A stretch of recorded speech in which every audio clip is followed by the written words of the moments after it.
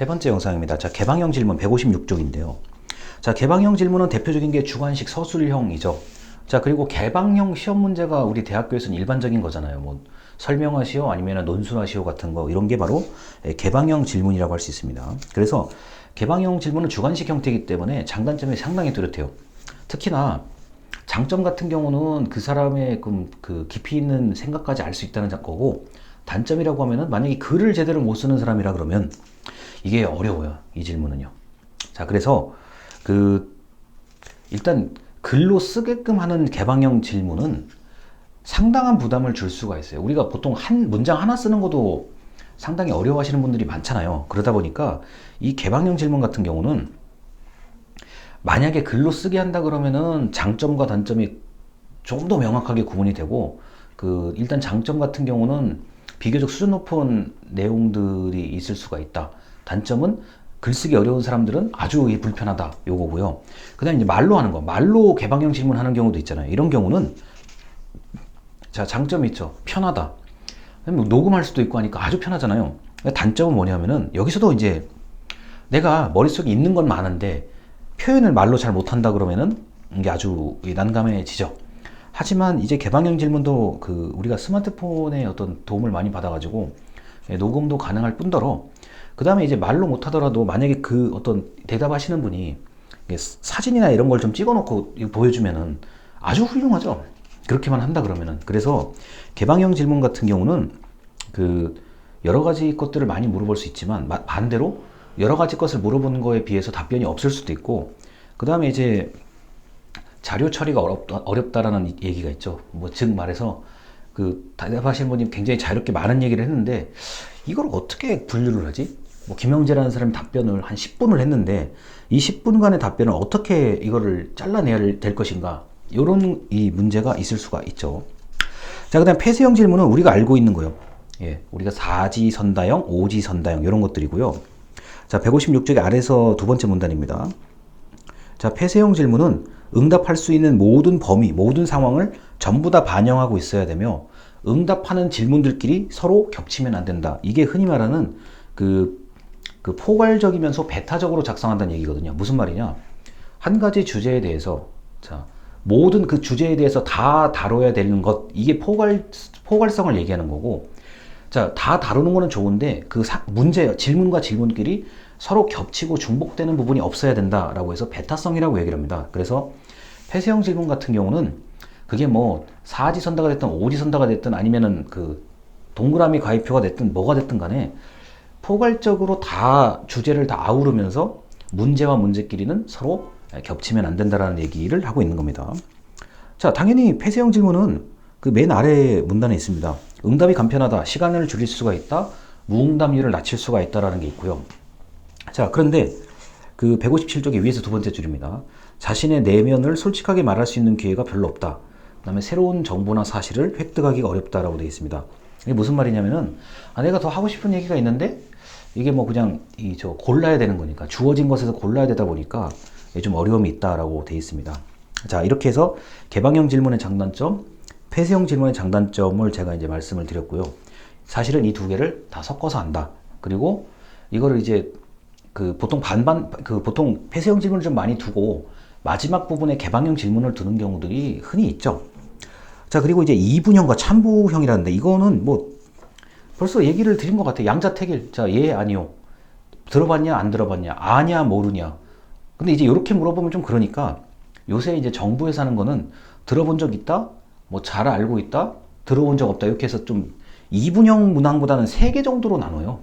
그 다음에 찬부형도 마찬가지인데, 찬성, 반대, 기권, 알지 못한다, 이런 식으로 해서 결국 양자택일 개념으로 간다고 할 수 있겠습니다.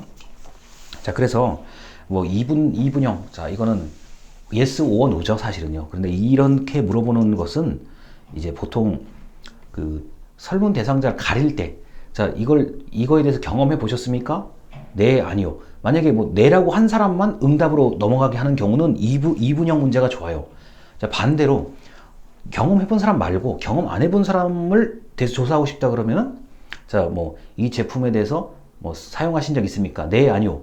예라고 응답하면은 다음번에 응답하십시오 이렇게 되는 거고, 아니요라고 한 사람들에 대해서 뭐 따로 물어볼 수도 있는 거고요. 그래서 이분형 또는 찬반형 이 문항은 쓰임새가 맨 앞에 요새 쓰여요. 맨 앞에. 이게 조사 대상자가 되는지 안 되는지에 대한 걸 얘기를 하는 겁니다. 자, 그 다음에 선다형 158쪽이죠. 이 너무 뻔하잖아요. 자, 이거는 뭐 4지 선다형, 5지 선다형 우리가 이미 초중고등학교 때 다 배웠던 거죠. 자, 그래서 뭐 더 설명을 드릴 게 없을 것 같습니다.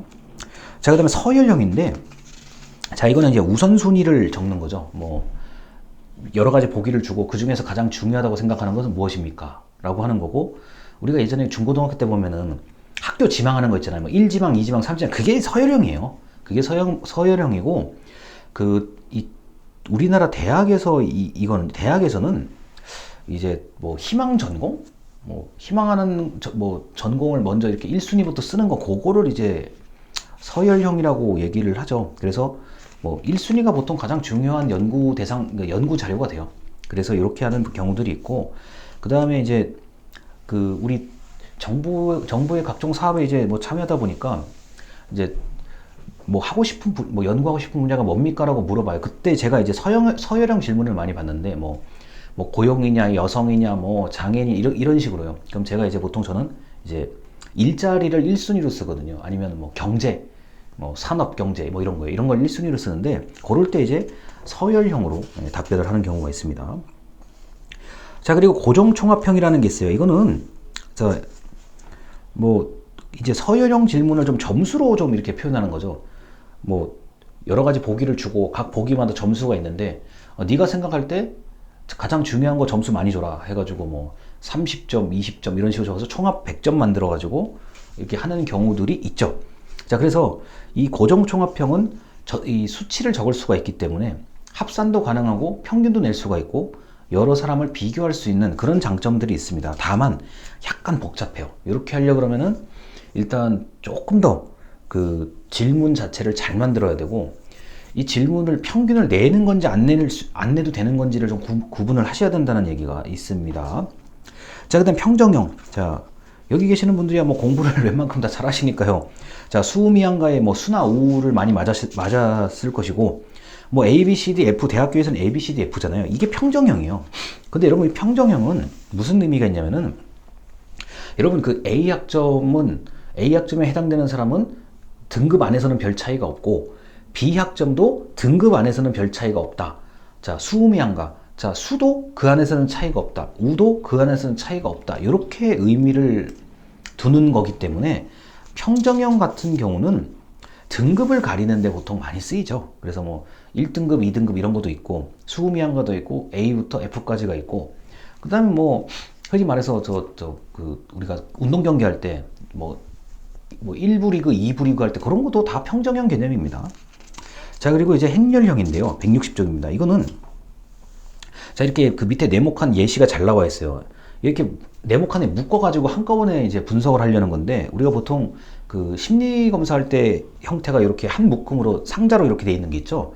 그거는 하나의 상자 네모칸 안에 있는 걸 합해서 어떤 것을 계산한다는 얘기고, 뭐 그걸 나름대로 뭐 비교하기도 하고 그러는데요.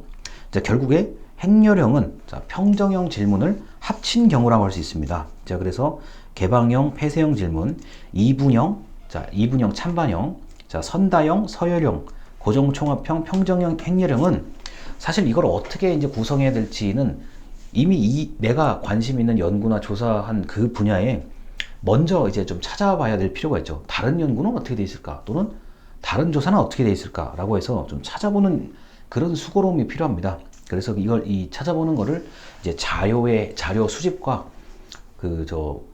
정리할 때 이걸 좀 해야 되는데, 이렇게 어떤 질문을 하는지를 또 감추는 사람들도 많아요. 공개하지 않고.